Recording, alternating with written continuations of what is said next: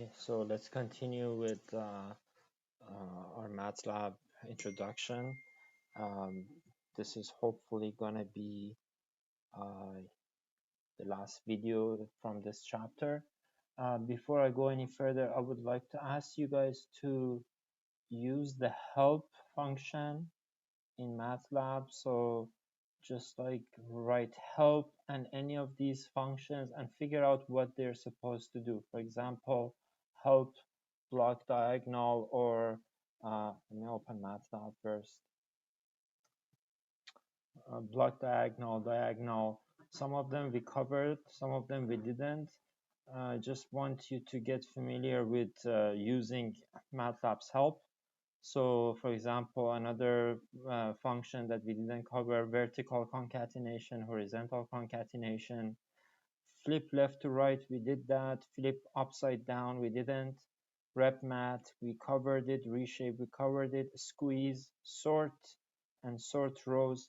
Please use help function of MATLAB. So for example, help sort or squeeze, or it basically shows you what this does, or document squeeze. Okay, so one reason I ask you to do this is because I want you to become more independent and be able to solve your problems yourself. Okay, so that's one thing I wanted to mention. The last topic I want to cover is file input output, how to read different input files using MATLAB, and how to write files from MATLAB. So there are different input files that we're going to cover, mainly Excel file, text file, and we're also going to cover how to read image files or videos using MATLAB. I'm going to go through this chapter very quickly because it's mainly learned through exercises. So I would like you to just do the examples yourself, but I'm going to cover a little bit so that you have an idea how to start it. So some more functions that are not very frequently used, but if you want to find the working directory of MATLAB, you can just print working directory. If you want to find the list of the files available, you can find ls. And to navigate through different directories, you can use cd and do that. These are like DOS commands or Linux commands. It's not very used anymore, not very frequently used anymore, because everything is available through browsers, through visualization tools. So we talked about save and load. So you can use save to save all the variables that you have in your working directory, and you can load it later on. Clear would get rid of all the variables that you have. WHOS would show all the variables that you have. Okay, so let's skip this part. Now, let's see how to read Excel files. So like what I cover here is a very traditional way of reading and writing Excel files. Newer versions of MATLAB, they provide much more user-friendly ways of doing it using tabs and buttons. But if you want to write a program, you have to write it in your script, right? So you can't just in the middle of the program, stop the program, go open the Excel file. Like, it has to be part of the code. So that's why we cover only script-based reading and writing from a file. Okay, so XLS Read and XLS Write are two very well frequently used commands that we're going to cover here. So you can use XLS Read to read some data from your Excel file. You just like have to provide the name of the Excel file, and you can either like add 3 arguments here or just 1 argument. If you want to separate the numerical text and raw data from each other, you can do it this way. If you only want to get text data, you can do it this way. And if you want to get everything, you can do it this way. So this XLS read is basically a very simple command that you can use to read your Excel files information. You can also specify which sheet you want to read from, or which cells or cells. Like, so for example, here you say like I want to read from A15 to B17. So it's going to read A15 and A16, A17, B15, B16, B17. That's the two corners that you specify. Okay, so this is basically what XLS read does. And here, like, it's going to be stored in this variable. The same way you can write a text file. So you provide a text file name. If it doesn't exist, MATLAB would create it here. If it exists, it overwrites it. So you have to be careful about that. So here we create a vector and we write that on a Excel file here. Over here, we again like have an example of XLS write, that we provide the name of the file, the data that we want to write on the file, it's a cell, and which sheet we want to write it on, and at what cell do we want to write this information, and start writing this information. There are other functions that you can use to read delimited numeric data. So DLM read and DLM write are similar to XLS write and XLS read and XLS write. So you can use them to read textual based or CSV files or Excel files information using DLM read and DLM write, similar to XLS read and XLS write. You can also read text files using MATLAB. There are many different ways of doing it. There are many different functions. So for example, we have fopen, fclose, fgetS, fscanf, fread, fwrite. We're going to cover them very briefly. The best way to get familiar with them is through examples, and you do the examples yourself and get familiar with them. So first of all, in order to read a file, you have to open it. So you have to provide the name of the file and what you want to do with the file. Do you want to read? Do you want to write? Do you want to append? Do you want to read and write and do something else and append and other stuff to the end of it, append to the end of it? So that's basically what you want to do with that file. So like, for example, if you want to read from it, you would just say read text, RT. And so anytime you open a file, you also have to close it, right? We haven't read it yet. I'm just like showing you how to open and how to close it. FID is a unique file identifier. So like, it's short for file identifier. We can call it other things as well. We can call it file ID, for example. But FIT is a standard variable that's used for opening and closing a file. I would like to ask you guys to do this example and analyze it yourself and figure out what it does. So first of all, we are opening a file, right, for writing, right? Let me go to the permission, write plus, it means open or create text file for reading and writing. So this is like W plus, means writing and reading. And it would just discard existing content. Like if this file already exists, it would overwrite on it. Many times the opening a file might be unsuccessful because you might make a mistake in the name of the file.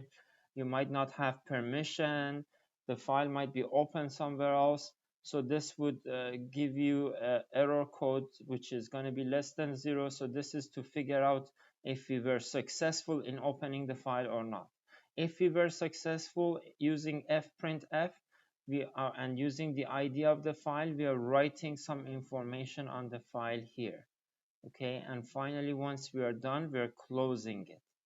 Okay, so this is a very good example that shows you how to write on a text file. You can also use the fgetS that would basically read one file, one line at a time. Okay, and using a pointer that changes, you can go through the whole file eventually. So here we open a file, this time for reading only, and we just read the first line, and if there is some characters, while there are some characters available, we keep reading, right?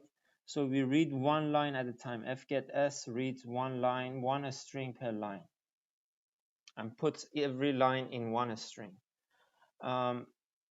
Another function that I'm showing here is not related to files, but type prints a text file in the command window. It is somehow related to files, but we are not reading or writing. We are just typing whatever is available in the file using type. Type can do that. So if there's some information available in your text file, you can type it and display everything that's available in your text file. We already talked about fopen and fclose. Permissions: read, write, append, and plus means like additional. Okay, don't forget to close the file whenever you open it. So if fclose, for each file that you open, you have to close. Or you can like say fclose all, that would close all the open files for you. Now fprintf and sprintf, you are like familiar with it, but in this context it can be used to write some information on the text file. We can also format the text that we want to write using placeholders, right? We talked about placeholders like mod D or mod F and mod E. Mod D is for integers, mod F and mod E for floating points, and mod E is for scientific notation. Mod G is floating point in compact format. And so basically you can format your file when you write on it using sprintf or fprintf.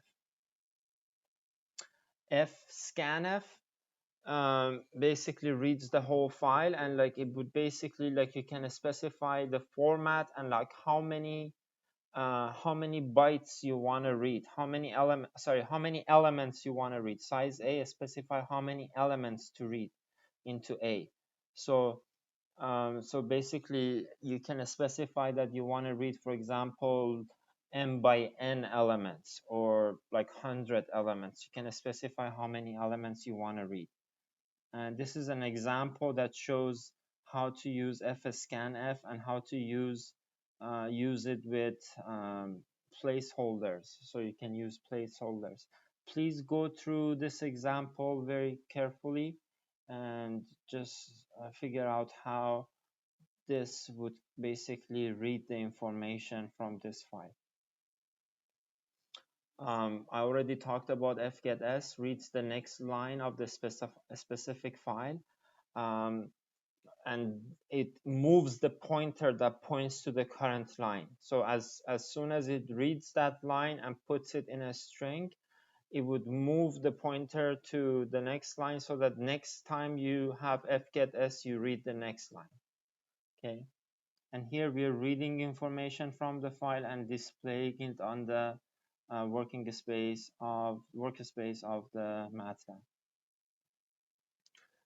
fread and fwrite are also two other ways of reading and writing from and to a text file. It provides most control over reading and writing. Here you can specify how many bytes you want to read. Okay, so for example, here I'm saying that I want to read the first 10 unsigned integer values. Okay, so here I'm specifying 10 each of these is only 1 byte, so I'm going to specify 10 bytes. Read only the first 10 bytes, okay? Or read all the characters, okay? Or write all the doubles.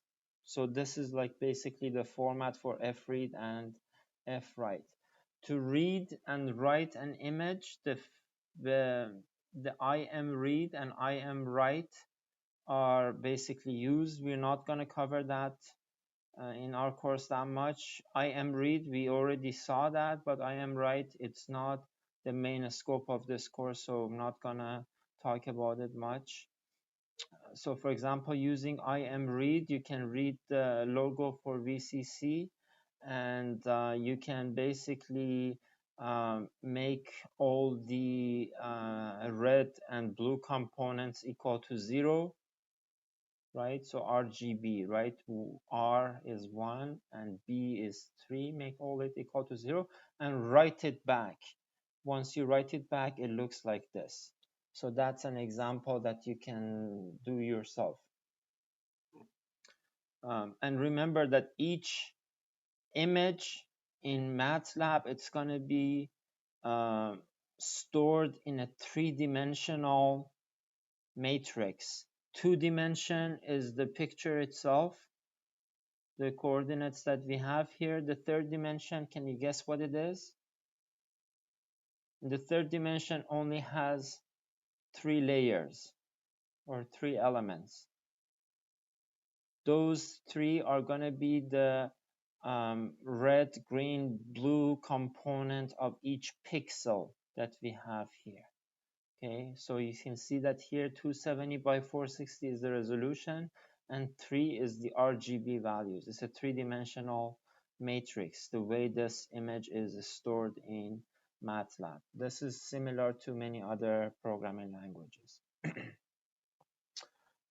So using implay, you can play a video. You can also record a video using the video recorder, and you can read it. Again, this is not our scope, so video reader or video writer, we're not going to cover it much, but you can look at this example. It's a good example from built-in MATLAB examples. To create animation, this is a cool, actually you can do cool projects using this. To do animation, there are 2 ways of doing it: using a loop and plotting something repeatedly, or using special functions like get frame and movie. Okay, so try to do that. I'm not going to explain that much here because I want you to experiment with this, and maybe you can choose this as your project to create a movie or animation or something like that using MATLAB.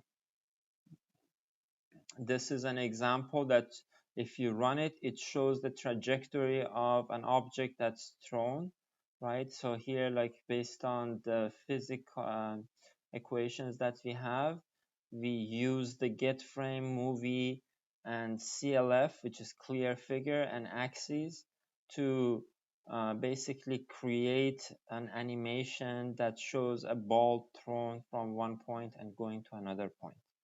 Okay, so please go over this, and you can see that here we are just plotting something multiple times, right? We are plotting something multiple times, and we use get frame as well. Okay, and we change the axis. We make the axis to be always fixed, so that basically our axes do not move. Only the ball moves, not the axes. Okay. This is another animation that's very interesting, that you can basically run it and see how this works. Again, we have a loop and we keep plotting, and once you run this, you would see that the sinusoidal keeps changing, the frequency of it changes.